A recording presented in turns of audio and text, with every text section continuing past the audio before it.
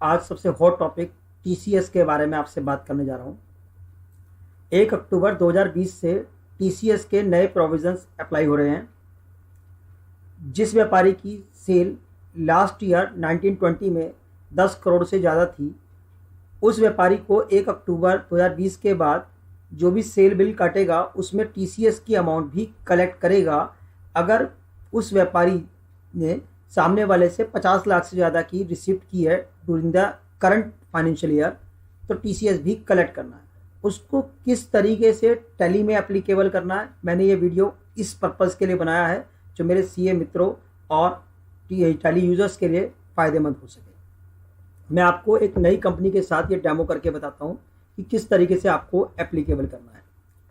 Create company करता हूँ मैं आपके लिए, डेमो टीसीएस कंपनी।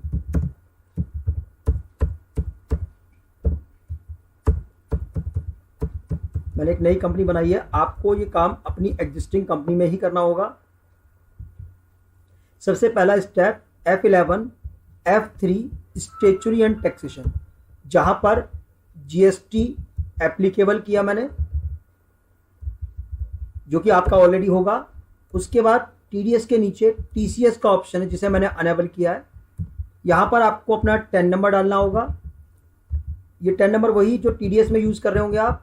अगर आपके पास नहीं है तो आपको ये अप्लाई करना होगा। यहाँ पर आपको टाइप चूज करना है, या तो आप कंपनी है या other than company. Other than company है तो इंडिविजुअल एचएफ ले लीजिए और ये बाकी डिटेल्स आपको फिल करनी है। इसके बाद सबसे पहला स्टेप करना है, टीसीएस अनेबल करने के बाद अकाउंटिंग इंफॉर्मेशन, यहाँ पर स्टेचुरी इंफॉर्मेशन या टीसीएस नेचर ऑफ गुड्स है। यहाँ क्रिएट करना है मुझे एक नया sales of any goods.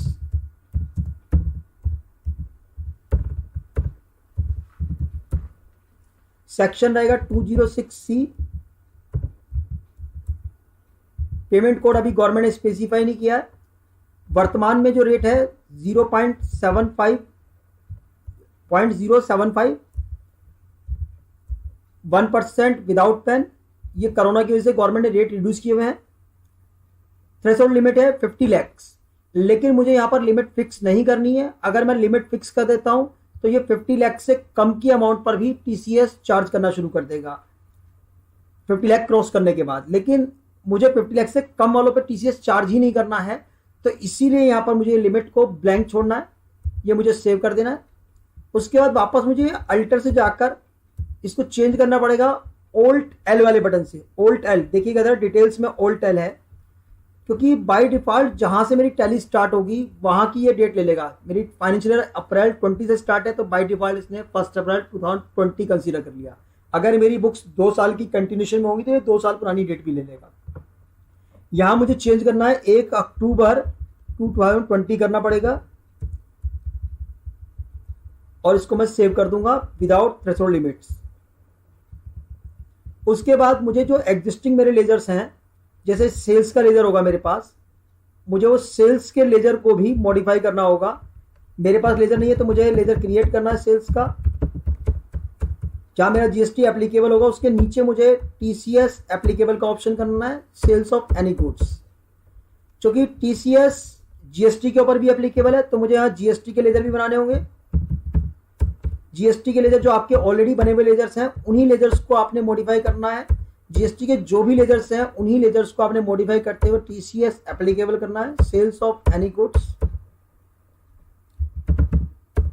CGST, SGST, IGST तीनों लेजर्स को आपको मॉडिफाई करना पड़ेगा और उनमें जाकर टीसीएस एप्लीकेबल करना होगा आपको। इसके साथ जो पार्टीज हैं आपको एक मैनुअल वर्किंग करनी होगी। जिन पार्टीज के साथ आपका लेन देन 50 लाख से ऊपर हो चुका है, आपको उन सभी पार्टीज को मॉडिफाई करना होगा, टीसीएस एप्लीकेबल करना होगा। टीसीएस एप्लीकेबल के बाद आपको यहाँ पर कैटेगरी चूज करनी है। मैंने इंडिविजुअल एचएफ रेजिडेंट ले लिया। उसका पैन नंबर भी डालना है, अदरवाइज टीसीएस हायर रेट पे कट जाएगा।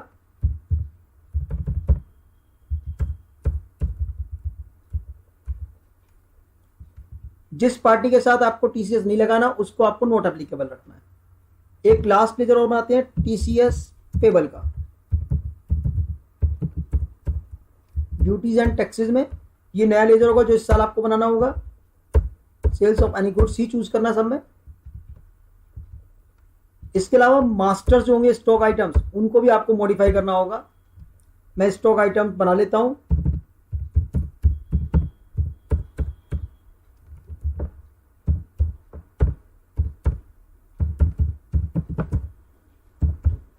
आपको एग्जिस्टिंग आइटम में ही करना है, मैं आइटम नया बना रहा हूं आपको, लेकिन सब काम ये अपने एग्जिस्टिंग आइटम के साथ ही करना है, जिसमें टीसीएस आपको एप्लीकेबल करना है। ये देखिए टीसीएस एप्लीकेबल का ऑप्शन है, मैंने जो sales of any goods choose कर लिया। नाउ अब मैं आपको एंट्री पास करके दिखाता हूं। अपनी एंट्री वही नॉर्मल F8 में बनेगी। से 30 सितंबर में मैं एंट्री बनाता हूं मिस्टर ए को, तो यहां टीसीएस अप्लाई नहीं होना चाहिए। आप देखेंगे टीसीएस यहां अप्लाई नहीं होगा।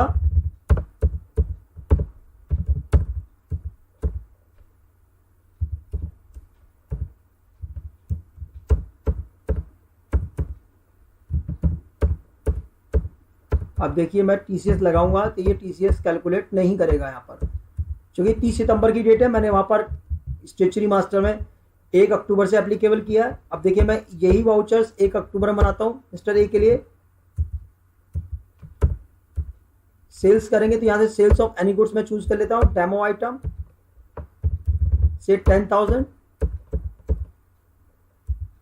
CGST, SGST. Now TCS payable आप देखेंगे कैलकुलेट करेगा टीसीएस पेबल।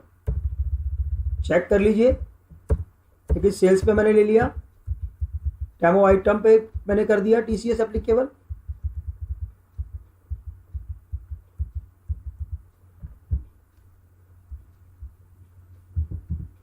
आप चेक कर सकते हैं इस पर टीसीएस परफेक्टली कैलकुलेट हो रहा है।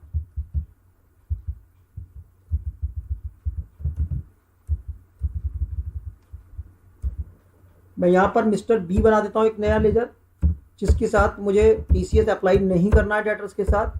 तो देखिए मैं टीसीएस अप्लाई नहीं कर रहा हूं, टीसीएस एप्लीकेबल नो किया है मैंने। नाउ 1 अक्टूबर की डेट में एंट्री है, सेल की एंट्री डेमो आइटम के साथ, सेम चीज। ये कैलकुलेट नहीं कर रहा है, आप देखेंगे ये कैलकुलेट नहीं कर रहा है, क्योंकि मैंने मिस्टर बी के साथ टीसीएस अप्लाई नहीं किया मिस्टर बी के मास्टर में, और मिस्टर ए के मैंने मास्टर में अप्लाई किया है। तो उसका इम्पैक्ट है कि ये मिस्टर ए के लेजर में तो कैलकुलेट करेगा, मिस्टर बी के लेजर में कैलकुलेट नहीं करेगा। कुल मिला के मुझे काम क्या करना है, अपने डेटर्स पे, स्टॉक आइटम पे, सेल के लेजर पे, सीजीएसटी, एसजीएसटी लेजर पे टीसीएस एप्लीकेबल करना है, और ये कैलकुलेट हो जाएगा। उसके बाद आप देखेंगे display statutory reports, TCS report, तो फॉर्म 27 EQ आपका रेडी हो जाएगा। आप यहां से टीसीएस की रिटर्न्स भी फाइल कर सकते हैं, जिसके लिए मैं एक अलग से सेपरेट वीडियो बनाऊंगा। फिलहाल टीसीएस अप्लाई कैसे करना है सेल के बिल में, मैंने आपको वो प्रेजेंट किया, और आप देखेंगे कि टीसीएस सेल के बिल में मेरा प्रेजेंट हो रहा है। मैं जूम करके आपको दिखा रहा हूं, ये देखिए टीसीएस कैटेगरी लिखी हुई आ रही है, और टीसीएस अप्लाई हो गया यहाँ पर। आशा करता हूं वीडियो आपको पसंद आई होगी। Thank you very much.